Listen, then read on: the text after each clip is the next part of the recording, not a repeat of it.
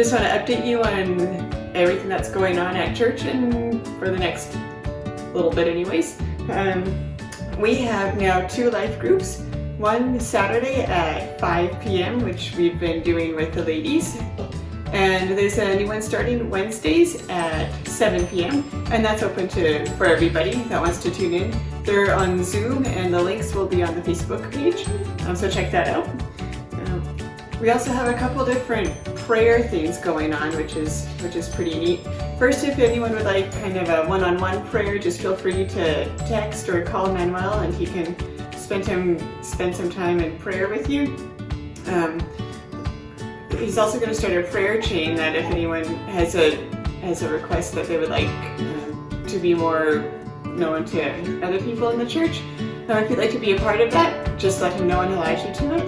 And just send him a text or a message and he'll make sure that gets out there. And also, of course, after our Sunday service, we have a live Zoom prayer meeting.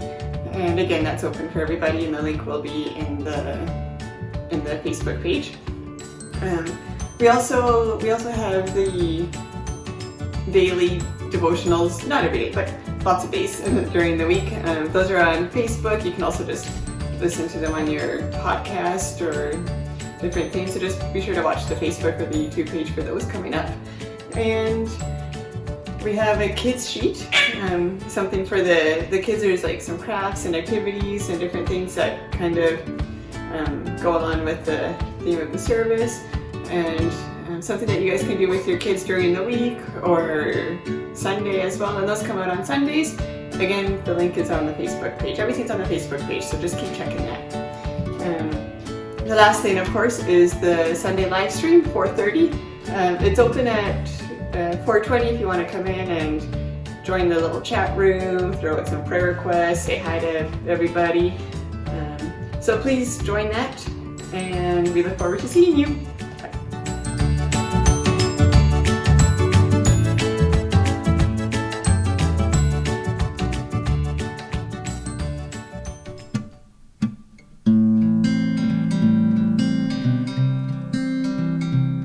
Hello everyone, welcome. We are so excited that you're here. Thank you for joining us today in our live stream. Whether you're part and member of the SCC family or you're just joining for the first or second time today, whether you gather with your family, your friends, or you're alone, or roommates, or alone, we just want to thank you so much for joining us. Welcome. I hope everyone is doing well. I hope everyone is keeping safe and healthy.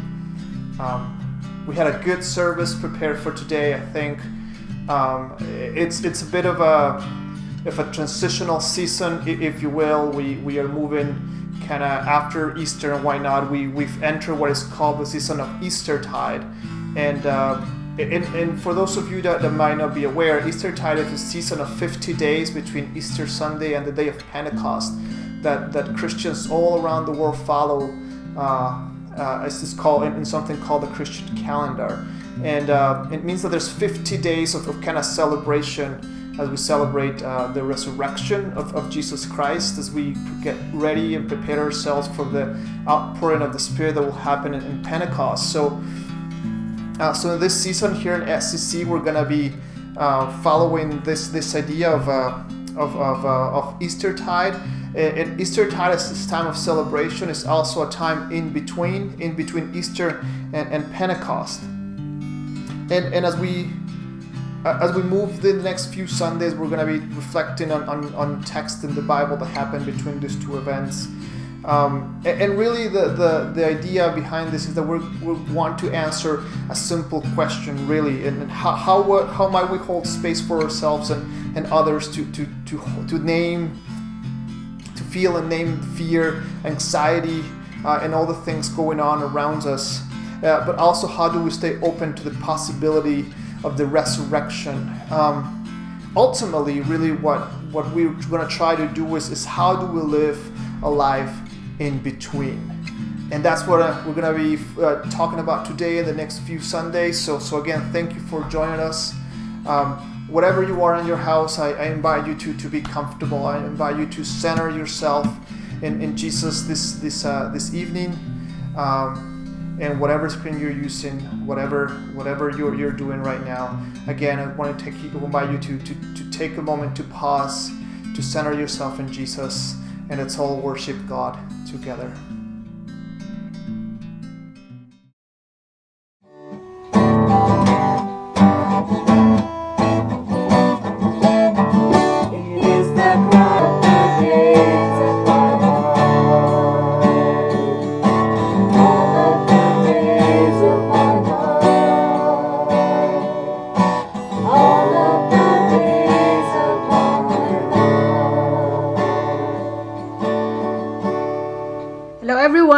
To encourage everyone with two things this week. Number one is to go out and enjoy the weather this coming week. Go for a walk or go for biking. Breathe the fresh air and enjoy God's wonderful creation. As Psalms 91 says, the heavens declare the glory of God, and the firmament sheweth his handiwork. The virus is not airborne, so do not be scared to get out. So go out and enjoy. And the second one is we want to encourage you to have peace in the midst of all of this. As Jesus said in John 14:1, don't let your hearts be troubled. Believe in God. Believe also in me. We all miss you guys. We love you all. Take care. God bless.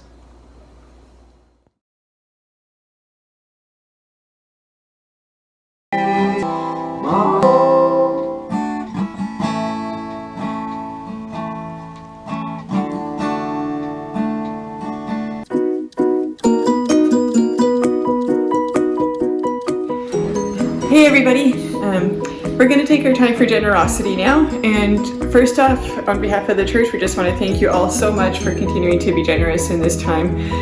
We know that a lot of people have lost their jobs or taken pay cuts, and we so much appreciate people still giving and supporting the church. And so I just want to highlight again that there are a couple different ways that people can give. There's e-transfer, online giving. It doesn't matter the amount. It can be $5 to anything, and everything is just greatly appreciated.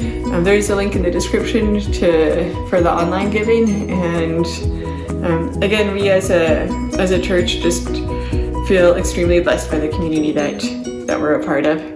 Thank you.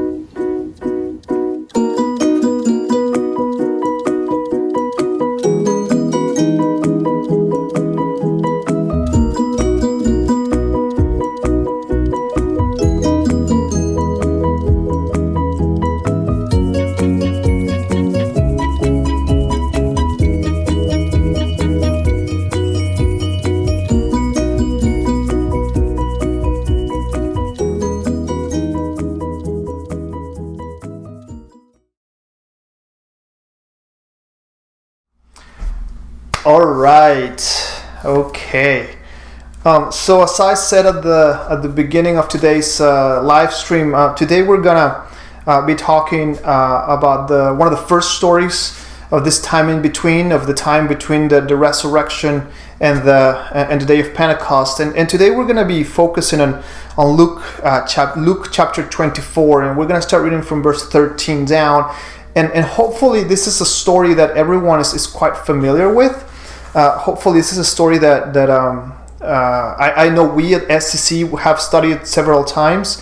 And so anyway, this is the path, the journey, the walk to Emmaus. That's the title that the Bible kind of gives it. So again, this is Luke chapter 24, verse 13 down says, "The same day, two of Jesus' followers were walking to the village of Emmaus, 7 miles from Jerusalem. As they walked along, they were talking about everything that had happened. And as they talked and discussed these things, Jesus himself suddenly came and began walking with them. But God kept them from recognizing him. He asked them, 'Why are you discussing so intently as you walk along?' They stopped short, sadness written across their faces. Then one of them, Cleopas, replied, "You must be the only person in Jerusalem who hasn't heard about all the things that have happened in the last few days."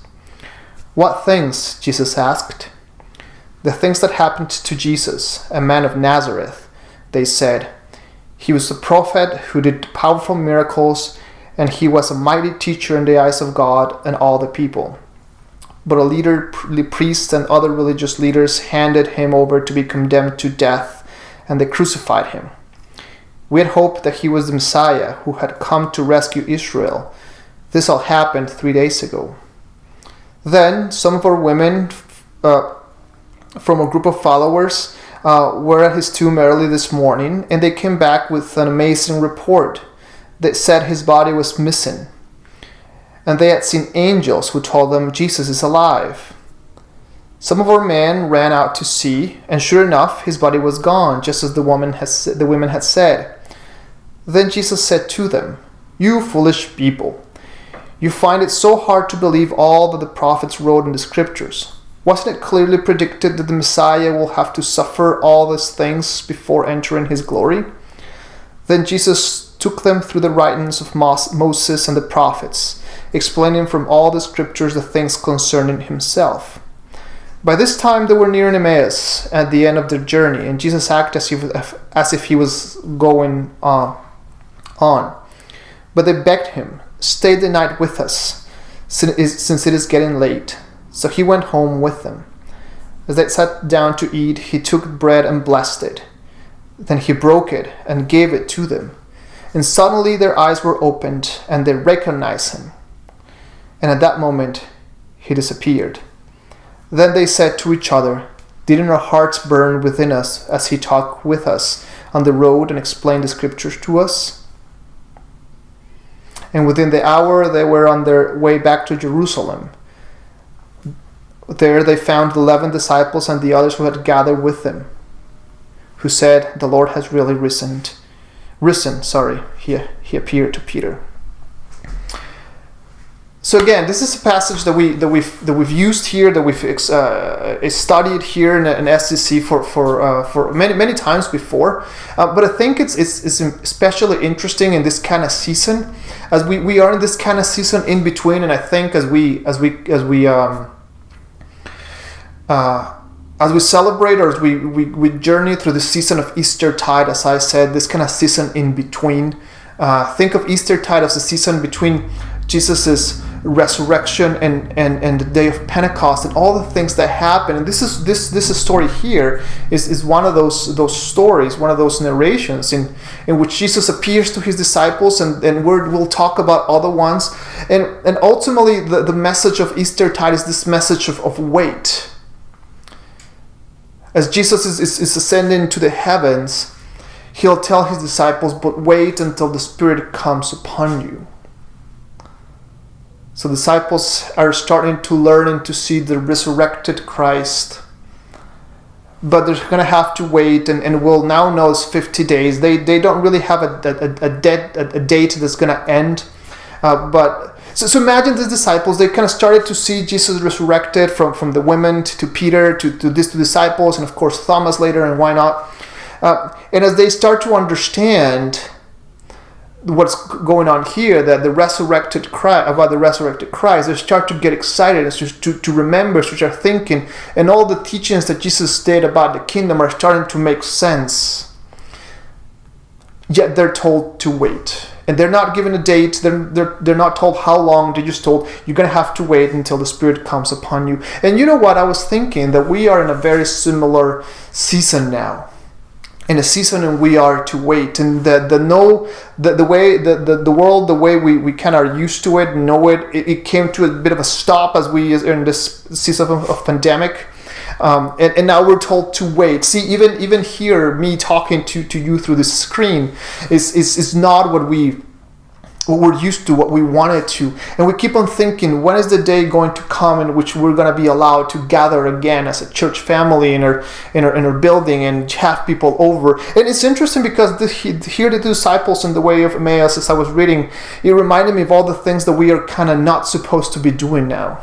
See, they're traveling. They're going from Jerusalem back to this village of Emmaus. They're traveling. And, one of the things that we're not supposed to do is travel. Many countries around the world have travel restrictions right now. So we are not to go other. Now, it says that there two of them are traveling together.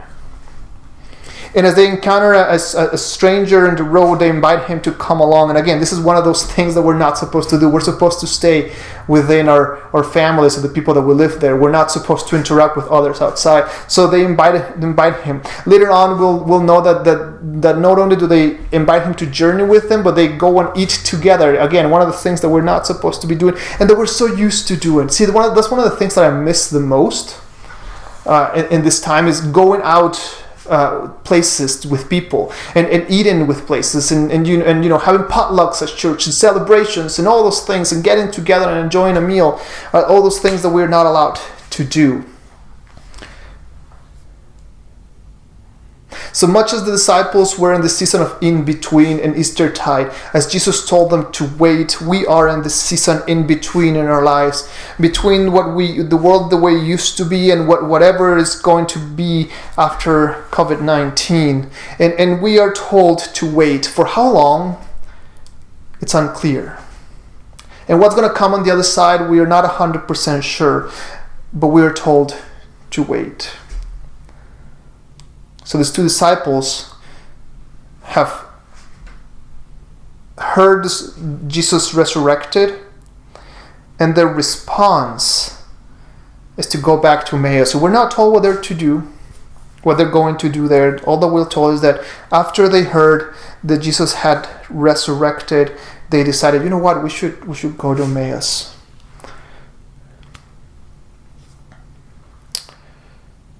The Bible will tell us that as they go to Emmaus, the sadness is obvious in their faces.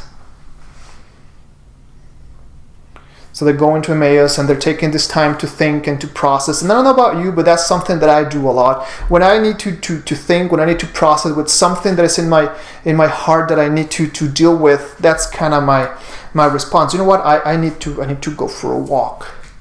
In fact, that's the way that a lot of these messages kind of come together. It's me having a bunch of different ideas and, having done a bunch of research and then going for a walk and putting my headphones on and just going for a walk and try to make sense to all those things and, maybe come up with something to tell you on a Sunday.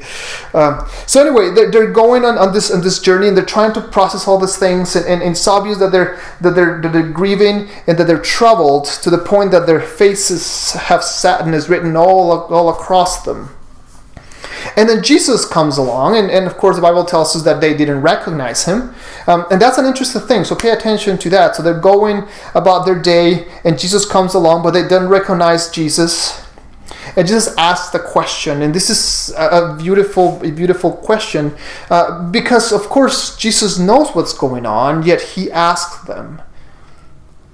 See, Jesus understands what's happening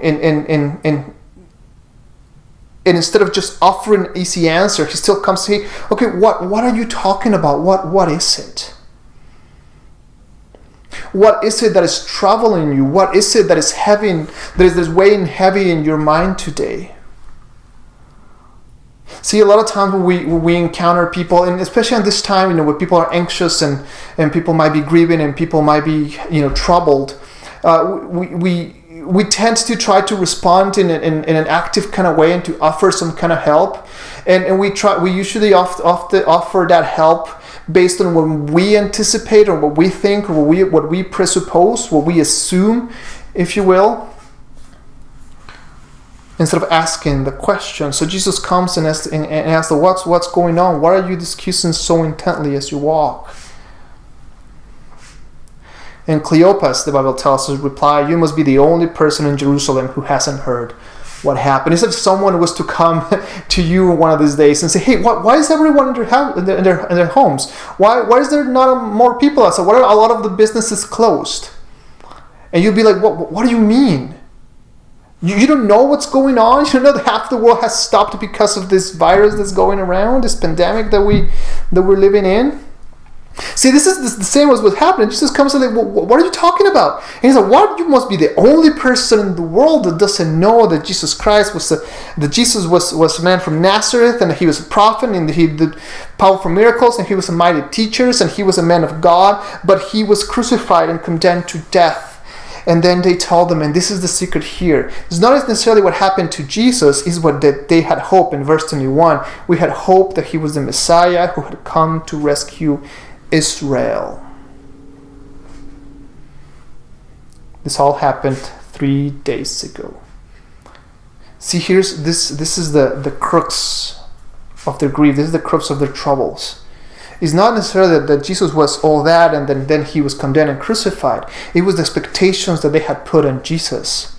We had hope that he was the Messiah and that he had come to rescue us.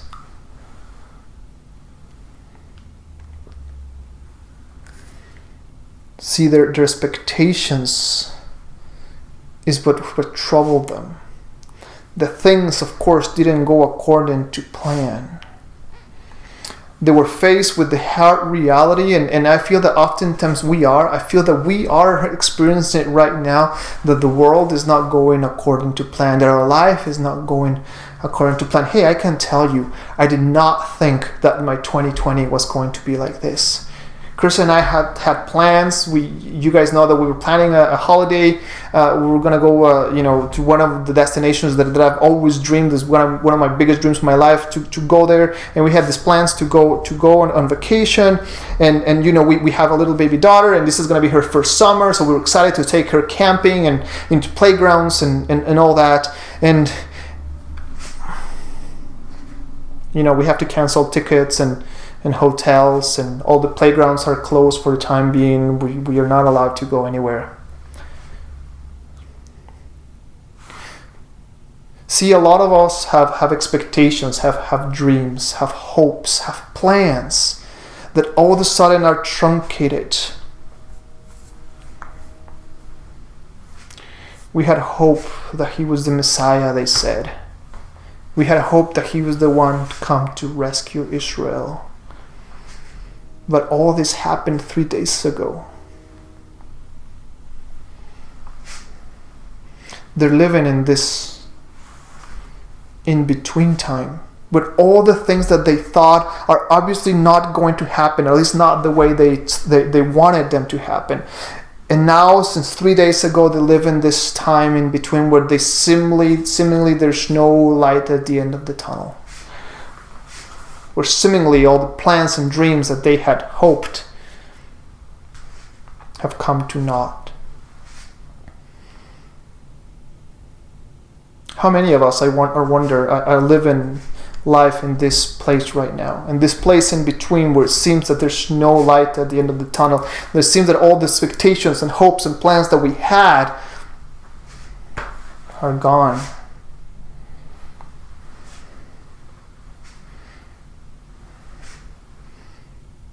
So these two disciples, knowing that reality, I'm assuming said to each other, you know what? This is not going to happen. What we thought, what we were hoping, we were expecting, you know what? This is not it. Let's just go. Let's go back. Let's try to understand. Let's try to process. Try to think about this. So they go on their way to Emmaus. And of course, that's what they don't recognize Jesus. They're too preoccupied. They're too saddened. They're too anxious. They're grieving so much. The weight is so heavy in their lives that of course they don't have eyes to see that it's Jesus next to them. Because Jesus was condemned to death and crucified, and that happened 3 days ago. But of course they've heard stories about resurrection. Of course some of the women went to the tomb, and of course Peter himself went aside and the body was gone. They've heard about it and they know about it, but that's not real, is it? See, sometimes we do those things here at churches, and we talk about God, and we talk about things, and we talk about Jesus and the Spirit and all that is nice and dandy, but unless that becomes a reality in our lives, it's not going to affect, it's not going to help, it's not going to move us anywhere. So then Jesus starts explaining to them the scriptures. And by the time he's done, The Bible tells us that they were nearing the place they were going, Emmaus, and that was the end of their journey. So Jesus pretended that he was going on, but they begged him, stay with us the night. There's something. Keep on talking to us. Keep on telling us this thing. Keep us giving us this comfort that we're feeling as we're talking. As they will say, didn't our hearts burn within us? Didn't all of these things that he was saying make sense? Please stay. Keep on talking to us. And I feel that that's something that we all are kind of doing, trying to grasp as much as we can to whatever it is that gives us some sense of comfort and some sort of solid ground in this time.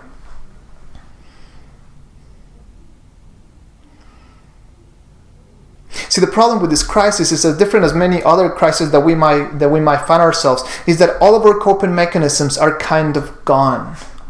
All the ways in which we sometimes or usually use to deal with the things that come our way are kind of not there. You can go on vacation, can go camping, can go to the beach, you can go to the lake, you can go out for coffee, you can do many things. So all the things that we usually use are simply not there. We rely on Netflix and Spotify and those things, video and PlayStation and all that. And I don't want to spend too much time there, and that's fine. Whatever it is, but we all kind of have this whatever little small way in which we can find comfort in this weird, difficult situation with this weird in-between time that we're going to try to grasp upon. So they hear Jesus and it brings them comfort. So they ask him, hey, stay with us. Keep on talking to us. We need to hear these things, even if they don't make sense. So they went home to eat. And as they sat down to eat, he took the bread and blessed it, and he broke it and gave it to them. And suddenly their eyes were open, and they recognized him. So the breaking of the bread. See, they have seen Jesus breaking bread so many times. They have heard that blessing so many times that now it makes sense. Of course, this is Jesus that has returned. Of course, Jesus has conquered death. It makes sense because he once again is bringing us to that place.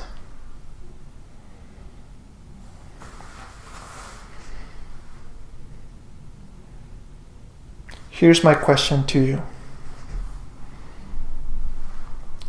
Are you in a place where it seems that in this time God, Jesus, is no longer present? Are you in a place where it seems that Jesus is absent? It's kind of history. It's a nice idea to have, but it hasn't become reality in your life, in your world. Notice how they were so preoccupied with all the things that had happened that they failed to recognize Jesus. But once they took time to sit down, to collect themselves, to center themselves in what was important, the food that was placed before them, then they recognize him. Of course, Jesus was with us. Of course, God has been with us this whole time.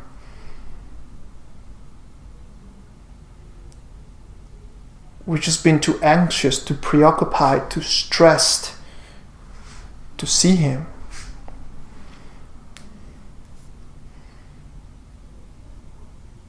See, of course, Jesus has been there every time that we sit down to break bread with our families. Every time we lay our head in a soft bed in a warm house. Every time we wake up and have the gift of a new day is to recognize that Jesus has been with us all along.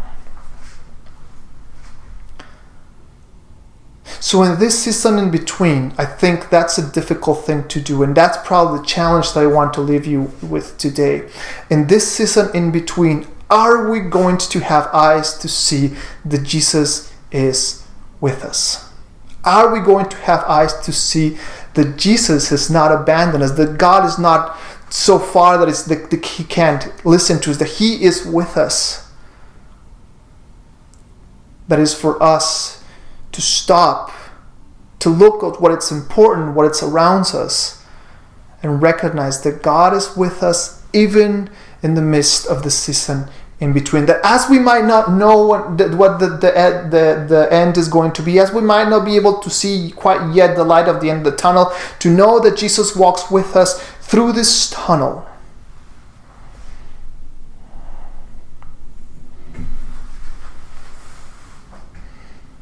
And notice how they respond. As they recognize Jesus, as they realize who he is, they say to each other, of course it was Jesus. That was that special burn inside our beings. And within the hour, they were on the way back to Jerusalem. And they found the rest of them and told them, hey, we experienced that. There is hope at the end of this tunnel. See, and that is what resurrection brings. That's what Easter brings, is that hope that there will be light at the end of the tunnel. And our task is help others to understand that. To understand that there's hope at the end of the tunnel.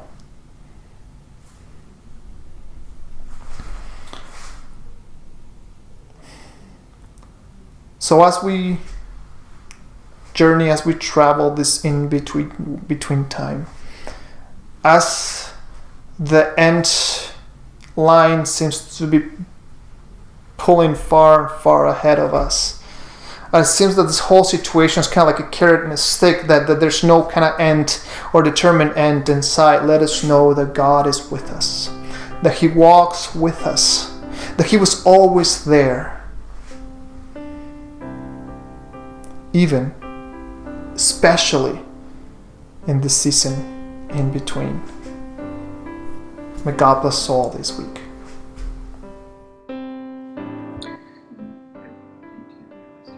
Please pray with me. God, we come to you in this time in between. God, we come to you in this season in which seems that we have been told to wait. God, we come to you in the season in which seems you are calling us to prepare for what comes next, God. God, we come to you in the season of some uncertainty and anxiety. God, we come to you in the season knowing that Christ is with us. God, we come to you in the season knowing that Jesus walks alongside us in our journey.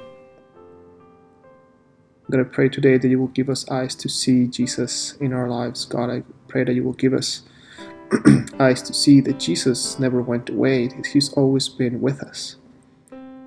God, I pray today that if there's been too many preoccupations or anxiety in our minds, God, if there's anything weighing heavy in our souls today, God, I pray that you will take it. God, we bring those things to you. God, we bring our anxiety and our stress, God, and our troubles and our preoccupations to you. God, I pray that you will open our eyes, God, and that we recognize Jesus in the breaking of the bread once again. And in Jesus' name I pray. Amen.